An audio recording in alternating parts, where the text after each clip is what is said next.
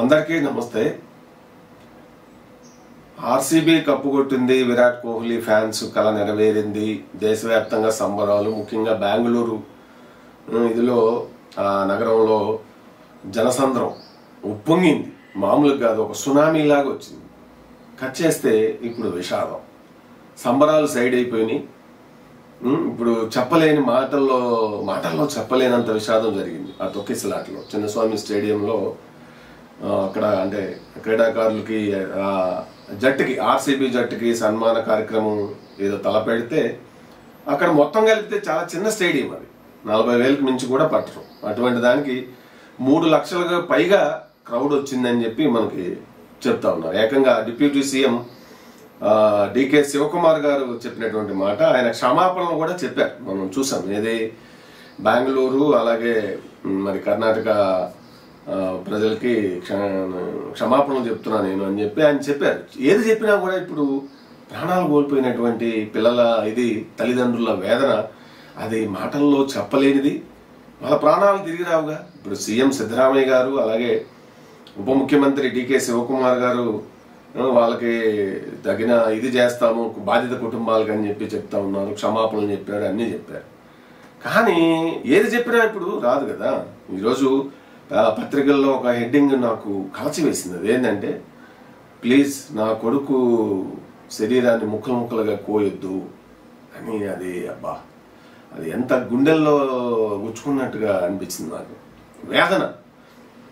ఎట్లాగూ ప్రాణం పోయింది, మీరు చెప్పే మాటల వల్ల మా బిడ్డల ప్రాణాలు తిరిగి రావు, మళ్ళీ మీరు పోస్ట్ మార్టం అని అది అని చెప్పి మా బిడ్డల మీరు అట్లా ముక్కలు ముక్కలుగా కోయొద్దు అని చెప్పి ఒక తండ్రి ఇచ్చిన స్టేట్మెంట్ ఈరోజు దేశవ్యాప్తంగా అందరి హృదయాలను కలిచివేస్తా ఉంది.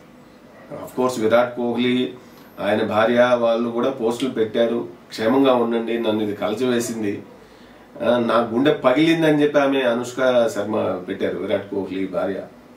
ఏది జరిగినా ఇప్పుడు సానుభూతి ఇదే. కానీ మరి దీనికి ఎవరు బ్లేమ్ చేయాలి? ఆర్సీబీ జట్టునా, బీసీసీ అయినా, లేదంటే మరి కర్ణాటక ప్రభుత్వ పెద్దలైనటువంటి సిద్ధరామయ్య గారు ముఖ్యమంత్రి గారు అలాగే ఉప ముఖ్యమంత్రి డికే శివకుమార్ గారినా? అంటే ఇప్పుడు క్రికెట్ అనేది ఒక మతం. మన దేశంలో విపరీతమైన ఫ్యాన్ ఫాలోయింగ్ ఉంటుంది. ఓ పెద్ద విజయాన్ని సాధించారు. మరి అయితే సోషల్ మీడియా పుణ్యమా అంటూ ఏదైనా కూడా ఓవర్వెల్మింగ్ గా జరుగుతున్నాయి మనకి ఇటువంటి ఇన్సిడెంట్లు. అంటే సినిమాలు కావచ్చు, స్టార్ హీరోలు సినిమాలు అప్పుడు టికెట్ల కోసం, లేదంటే స్టార్ హీరోలు ఏదో థియేటర్ విజిట్ చేస్తే, పుష్ప అప్పుడు మనం చూసాం ఇక్కడ ఆర్టీసీ క్రాస్ రోడ్స్ దగ్గర, మరి అది ఎంత ఇదైంది అనేది. సరే, వాళ్ళ సినిమా కోసం వాళ్ళు రావటం తప్పని చెప్పలేం, కానీ అది ఏ సందర్భంలో ఎట్లా వెళ్ళాలి అనేది చాలా ఇంపార్టెంట్ ఉంది. ఎందుకంటే పబ్లిక్ లో విపరీతమైన ఫాలోయింగ్ సినిమా వాళ్ళకి, క్రికెటర్స్ కి ఉంటది మన దేశంలో. కాబట్టి వాళ్ళు జాగ్రత్తగా ఉండకపోతే అది ఏమవుతుంది, తొక్కిసలాట అవుతుంది. మొత్తం 5,000 మంది పోలీసులు ఈ బెంగళూరు ఆర్సీబీ జట్టు సంబరాలకు సంబంధించి అక్కడంతా కూడా కలిపితే 5,000 మంది లేరు. మరి 3 లక్షలు 4 లక్షల మంది క్రౌడ్ వస్తే ఎట్లా కంట్రోల్ చేస్తారు? మరి ప్రభుత్వ పెద్దలు లేదంటే పోలీసు విభాగం వారు ముందుగానే ఆగండి, కొంత నిమ్మలంగా చేసుకోవచ్చు కదా, ఆగండి, మీరు ఎవరు రావద్దు, అంత క్రౌడ్కి అవకాశం లేదని చెప్పి మరి సోషల్ మీడియా పరంగా కొంత అలర్ట్ చేసి ఉంటే బాగుండేది అనిపిస్తుంది నాకైతే. ప్రభుత్వ పెద్దల ఉత్సాహం ముఖ్యంగా, అంటే ఒక పెద్ద జరిగింది, వాళ్ళని వెళ్ళి అభినందిస్తే ఆ ఫ్యాన్స్ వాళ్ళు గవర్నమెంట్ కూడా మనకి మన మన మన మన కోహ్లీని అభినందించింది. అంటే ఎవరికి వాళ్ళే వాళ్ళ విభాగాల్లో స్టార్లు, ఎవరు తక్కువ ఎక్కువ అనేది కాదు నా పాయింట్. ఇక్కడ కొంత ఉంటుంది రాజకీయ నాయకులకి ఏంటంటే, ఒక క్రౌడ్ బేస్డ్ అంటే ఒక వ్యక్తిని ఆరాధించి లేదా ఒక టీంని ఆరాధించి వేల లక్షల కోట్లు ఉన్నప్పుడు అభిమానులు ఖచ్చితంగా వెళ్ళి అప్రిషియేట్ చేయటం, లేదంటే వాళ్ళు కూడా వాళ్ళతో కరచాలనం చేయటం, ఇది అందులో భాగం. అది రాజకీయంగా ఏంటి అనేది ఆలోచించుకుంటే ఇంకా అది చెప్పలేం, అదొక వెర్షన్ అవుతుంది. కానీ ఒక పాజిటివ్ ఇంప్రెషన్ లో భాగం కావడం అనేది డైరెక్ట్ గా మనం చూసినట్లయితే ఉంటుంది. అది తప్పని అనలేం. కానీ మరి అంత క్రికెట్ సినిమా వాళ్ళకంటే కూడా ఎక్కువ క్రౌడ్ ఉండేటువంటి పరిస్థితి. కోహ్లీ 18 ఏళ్ల నుంచి వెయిటింగ్, ఆయన ఫ్యాన్స్, ఆర్సీబీకి విపరీతమైన ఫ్యాన్స్ ఉంది. మరి ఇవన్నీ దృష్టిలో పెట్టుకుంటే పోలీసు పెద్దలు అలాగే ముఖ్యమంత్రి ఉప ముఖ్యమంత్రి గారు కూడా తొందరగా ఏదో ఇది చేసేయాలి, మనం ఇందులో భాగం కావాలి, మన ఇది ఒక పబ్లిసిటీలో తొందరగా వెళ్ళిపోవాలి అనే ఒక ఆతృత కనపడింది నాకు. కొంచెం నిమ్మలంగా ఇప్పుడు తెలుసు కదా అక్కడ పోలీస్ పెద్దలకి ఆ స్టేడియం కెపాసిటీ ఏంటి అనేది తెలుసు, ఎంత క్రౌడ్ వస్తుంది అనేది ఆ మాత్రం ఊహించలేరా. 18 ఏళ్ల తర్వాత ఆర్సీబీ మనకి క్రికెట్లో ఐపీఎల్ లీగ్లో అత్యంత ఫాలోయింగ్ ఉన్న టీములు 2, ఒకటి చెన్నై సూపర్ కింగ్స్, ఆ తర్వాత ఇది ఆర్సీబీ. ఈ రెండింటికి పోటాపోటీగా ఉంటుంది. మనం సోషల్ మీడియాలో కూడా చూస్తుంటాం, షార్ట్స్లో కానీ వాటికి కానీ ఈ చెన్నై సూపర్ కింగ్స్ వాళ్ళు వాళ్ళని, అలాగే ఆర్సీబీ వాళ్ళు వీళ్ళని, అసలు ఈ 18 ఏళ్ళుగా అసలు ఎన్ని అవమానాలు, అవహేళనలు, కామెడీలు చేశారు అనేది కూడా మనం అందులో చూడొచ్చు. సరే, ఇదంతా ఇది ఒక రకమైనటువంటి సైకాలజీ. ఏదేమైనా కూడా పోరాడారు. పంజాబ్ కింగ్స్ కూడా గట్టిగా పోరాడారు. మామూలుగా ఫైనల్స్ లో నిజాన్ని చెప్పుకుంటే ఇంకో 2 బంతులు ఉంటే పంజాబ్ కింగ్సే విన్ అయ్యేది అనిపించింది నాకైతే, టు బి ఫ్రాంక్. సో మొత్తం మీద ఇప్పుడు ఇది విషాదం అయింది, ఆనందం కాస్త విషాదం అయింది. ఇప్పుడు వాళ్ళు కప్పు గెలిచి ఆ సంబరాలు చేసుకునే పరిస్థితే లేకుండా పోయింది. 11 మంది ప్రాణాలు పోతే తొక్కిసలాట్లో ఇంకేం చేసుకుంటారు వాళ్ళు? దీనికి ఎవరు బాధ్యులు? ప్రభుత్వ పెద్దలే బాధ్యులు, పోలీసు వారే బాధ్యులు అనిపిస్తుంది నాకైతే. ఆడ స్టేడియం ఏంటి, ఆడ కెపాసిటీ ఏంటి? ఇప్పుడు బిగ్ బాస్ లాంటి ఈవెంట్లు జరిగితేనే జనాలు క్రౌడ్ ఏంటంటే ఇవాళ రేపు కుర్రాళ్ళకి ఇప్పుడు అసలే సెలవులు, క్రికెట్, అన్నం నీళ్లు నిద్రాహారాలు మానే అయినా సరే చూస్తారు, లేకపోయినా పట్టించుకోరు.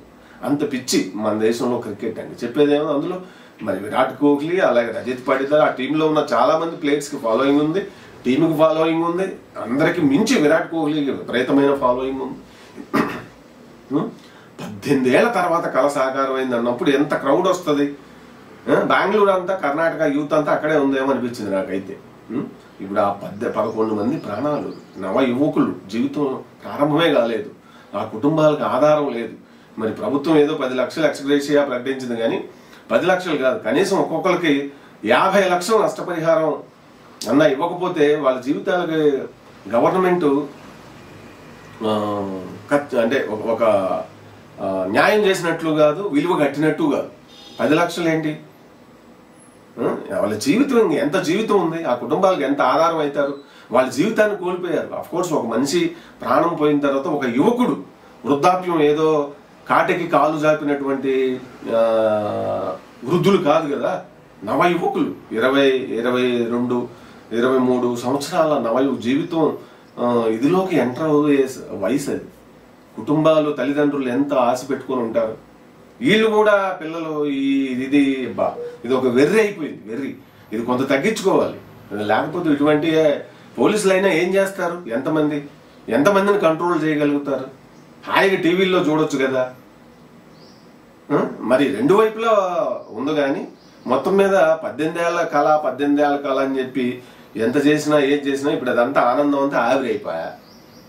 తల్లిదండ్రులకి 11 మంది చనిపోయారు, ఇంకా కొద్దిమందికి సీరియస్గా ఉన్నాయని వార్తలు వస్తున్నాయి. ఏదేమైనా కూడా ఇది మహా విషాదం. దీనికి బాధ్యత ప్రభుత్వమే, కర్ణాటక ప్రభుత్వ పెద్దలు, ముఖ్యంగా సీఎం అండ్ డిప్యూటీ సీఎంఏ తీసుకోవాలి. బాధిత కుటుంబాలకైతే ఎక్కువ, అంటే ఆర్థికంగా నష్టపరిహారం 10 లక్షలు కాదు, మినిమం 50 లక్షలు ఇవ్వాలి. గాయపడిన వాళ్ళకి 10 లక్షలు ఇవ్వాలి. ఏది సివియర్గా గాయపడిన వాళ్ళకి, ఏదో 10 లక్షలు ప్రాణం పోయిన వాళ్ళకి ఇచ్చి చేతులు దులుపుకోవడం కాదు. ఎందుకంటే ఆ కుటుంబాలు ఎన్ని ఆశలు పెట్టుకొని ఉంటే ఆ ఆత్మలు పైనుంచి వీళ్ళని లేదంటే వెంటాడుతూనే ఉంటాయి. జీవితం ప్రారంభంలో ఇదైంది. పోలీసు పెద్దలు ఇక నుంచి ఇది ఒక లెసన్, ఇది ఒక ఎక్స్పీరియన్స్. ప్రాణాలు పోతే తప్ప ప్రతిదీ మన దేశంలో ఇటువంటి వాటికి ఏది ఒక ముందస్తు ప్రణాళిక చేసే ఇదంటూ రాకుండా పోతున్న పరిస్థితి ఉంది. కాబట్టి చాలా విషాదం, ఇది మాటల్లో చెప్పలేదు. ఆ తండ్రి వేదన, నా కొడుకు దేహాన్ని ముక్కలుగా కోయొద్దు అన్నది మాత్రం అసలు అది పేపర్లో చదువుతున్నప్పుడు నా కన్నీళ్ళు వచ్చినాయి. అది ఏంటంటే ఎంత ఇప్పుడు తల్లిదండ్రులు కొడుకుల మీద, కూతుళ్ళ మీద, ముఖ్యంగా కొడుకులంటే ఇంటికి వాడు ఏదో చేస్తారని ఒక ఆశ ఉంటుంది. ఇప్పుడు మనకు చెప్పేది ఏముంది, మన ఇండియన్ ఫ్యామిలీ సిస్టంలో మగపిల్లలు ఏదో వారసులని, అదని ఇదని, వాడు ఉద్ధరిస్తాడని, వాడు సెటిల్ అయితే ఉంటుంది కదా. తల్లిదండ్రులకు ఎన్నో ఆశలు, ఆకాంక్షలు ఉంటాయి. అవన్నీ ఇదైపోయినాయి, ఆవిరైపోయినాయి. కాలగర్భంలో కలిసిపోయినాయి. తొక్కిసలాటలో వాళ్ళ ఆత్మలు వాళ్ళ ప్రాణాలు పోయినాయి. మనం చూసాం వాళ్ళకి సిపిఆర్ చేసేటప్పుడు లేదా వాళ్ళని అట్లా ఈడ్చుకుపోతున్నారు ఆ క్రౌడ్లో కొన్ని చోట్ల. అదంతా కూడా అసలు వేదన కలిగించింది. ఆడ పరిస్థితి అట్లా ఉంది. మళ్ళీ ఏమి చేయలేని పరిస్థితి. ఎందుకంటే లక్షల మంది, అంత క్రౌడు. ఇక్కడ నుంచి ఇటువంటి వాటికి యంగ్స్టర్స్ ముఖ్యంగా మీ మీద మీ ఇది మీద బలం ఉంది కదా, మనం ఏం కాదు ఉంటుందా వయసు ప్రవాహం ఇంపాక్ట్ ఉంటుంది, ప్రభావం. ఆలోచన చేసుకుని హాయిగా టీవీల ముందు చూసుకుంటే నిమ్మలం అయ్యాక ఎక్కడన్నా ఏదో ఒక మీటింగ్ పెట్టి సన్మానాలు చేస్తారు, అప్పుడు వెళ్ళొచ్చుగా. లైవ్ చూడటం ఎంత హాయి అసలు. ఎందుకు ఆ క్రౌడ్లోకి వెళ్ళి మనం ఎందుకు ఇబ్బంది పడాలా? ఒక రకంగా మనం ప్రాణాలు వాళ్ళ కోసం ఎందుకు త్యాగం చేయాలి? ఇట్లా క్వశ్చన్ చేసుకోవాలి. ఇక్కడ చాలా ప్రాక్టికల్గా ఆలోచన చేయకపోతే ఇటువంటి సినిమాలైనా ఏదైనా మన జీవితాలనే మన ఇదిని త్యాగం చేస్తుంటే వాళ్ళు కోట్లు సంపాదించుకుంటున్నారు. అఫ్ కోర్స్ దానికి ఎవరు మినహాయింపు కాదు. క్రికెటర్స్ అయినా, ఫిల్మ్ స్టార్స్ అయినా, ఇంకెవరైనా మన సమయము మన జీవితం ఎందుకు త్యాగం చేయాలి? You guides should question your self. కాబట్టి ఇది చాలా బాధాకరం. ప్రభుత్వ పెద్దలు, కర్ణాటక ప్రభుత్వ పెద్దలు వీలైతే మరి అక్కడ వేరే బీసీసీఐ కూడా ఈ ప్రాణాలు కోల్పోయినటువంటి వాళ్ళకి తొక్కిసలాట్లో బీసీసీఐది కూడా ఉంది. వాళ్ళు కరెక్ట్గా ముందుగా ఇప్పుడు ఏమీ లేదు సంబరాలు చేద్దాం 10 రోజులు 20 రోజులు అయ్యాక అంత నిమ్మలం అయ్యాక చేద్దామని ప్రకటించినట్లయితే ఈ ఎడావులు లేకుండా సరే కప్పు గెలిచిన వెంటనే ఉంటుంది, వెంటనే అయితే చేయలేరు. కానీ పోలీసు వారు ముఖ్యంగా Karnataka police commissioner, city commissioner, DGP వాళ్ళందరికీ ఈ లెక్కలు తెలియాలి కదా. ఈ క్రౌడ్ మూవ్మెంట్ ఇదంతా ఎట్లా ఉంటుంది, ఏ రేంజ్లో ఉంటుంది. పొలిటికల్ మీటింగ్ జరిగితేనే ఇది వస్తుంది. పొలిటికల్ ఇది కంటే ఎక్కువ 10 రెట్లు వస్తారు ఈ క్రికెట్ లాంటివి జరిగినప్పుడు. ఎందుకంటే మన దేశంలో క్రికెట్ ఒక మతం, ఒక కులం వీటన్నిటిని మించి ఉంటుంది. అది మనందరికీ తెలిసిందే. సో ఇది మహావిషాదం, మాటల్లో చెప్పలేనిది. వాళ్ళ ఆత్మలకి శాంతి కలగాలి. వాళ్ళ తల్లిదండ్రులకి మనం ఎంత చెప్పినా కూడా ముఖ్యమంత్రి, ఉప ముఖ్యమంత్రి గారు వెళ్ళి అక్కడ సిద్ధరామయ్య గారు, అలాగే ఉప ముఖ్యమంత్రి డీకే గారు వెళ్ళి కలిసినంత మాత్రాన ఒరిగేది ఏమి లేదు. వాళ్ళ కుటుంబాలకి బీసీసీఐ, అలాగే కర్ణాటక ప్రభుత్వాలు, బీసీసీఐ ఒక 50 లక్షలు చనిపోయిన వాళ్ళకి, అలా తొక్కిసలాటలో చనిపోయిన వాళ్ళకి ఈ క్రికెట్కు సంబంధించి, అలాగే ప్రభుత్వం ఒక 50 లక్షలు కనీసం కోటి రూపాయలు ఒక్కొక్కరి కుటుంబానికి ఇస్తేనే వాళ్ళకి న్యాయం జరిగినట్టు.